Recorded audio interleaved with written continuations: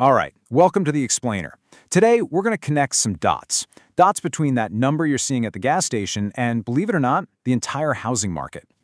So yeah, you've definitely noticed it, right? That national average for a gallon of gas, it's officially crossed the $4 mark. We haven't seen that since 2022. And it's more than just a number. It's one of those psychological lines, and it's putting a whole new kind of strain on all of us. But here's the thing. This isn't just about your daily commute being a little more expensive. One financial expert, a guy named Jeff Sicca, he's calling it kryptonite for the housing market. Kryptonite? That's a strong word. So today, we're going to break down exactly what he means by that. Let's get into it.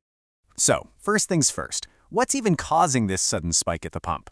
Well, to figure out what's going on with your wallet, we actually have to look thousands of miles away. Okay, so the main driver here is the ongoing war in Iran. Look, whenever conflict kicks off in a huge oil-producing region like that, it just sends these massive shockwaves of uncertainty through the global markets. And guess where all that volatility and uncertainty ends up? Yep, right at our local gas pump. And this is where it gets really interesting, how all that uncertainty actually works. You've got the Strait of Hormuz, right? It's this supercritical shipping lane. Something like 20% of the entire world's crude oil goes through there. Then, on top of that, you've got all these conflicting reports about the war itself.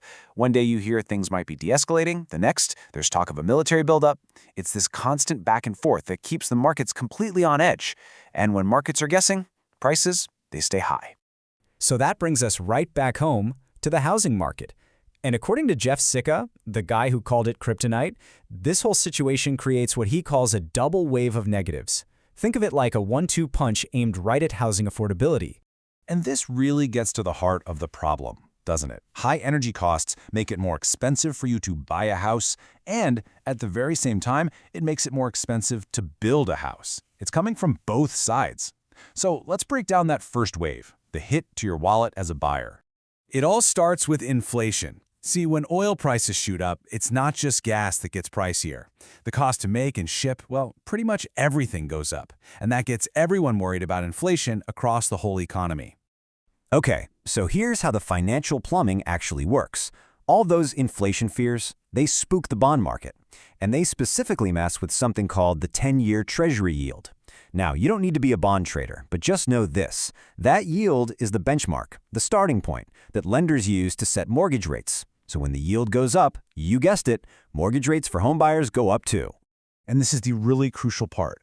Even a tiny little jump in mortgage rates can just absolutely crush a home buyer's purchasing power. It dramatically shrinks what you can afford. Like Jeff Sicca says, for a lot of people, especially if you're a first-time home buyer, affordability suddenly feels like this elusive dream. All right, so that's wave number one. Now let's talk about the second wave and see how this whole thing builds. We're talking about the direct hit on construction costs, which, affects how many new homes even get built. The key here, it's all about diesel. Yeah, diesel fuel. It's something we don't really think about much, but it is the absolute lifeblood of the construction industry. I mean, it is literally the stuff that moves the materials that build our homes. And you can just picture the dominoes falling, right? Diesel gets more expensive, so it costs more to truck in all the lumber and the concrete and everything else. It costs more to run the heavy equipment on site, the bulldozers and cranes. All those higher costs get baked right into a builder's budget. And what happens then? Well, they might have to delay projects or maybe even scrap them altogether. And the result? A potential slowdown in new construction.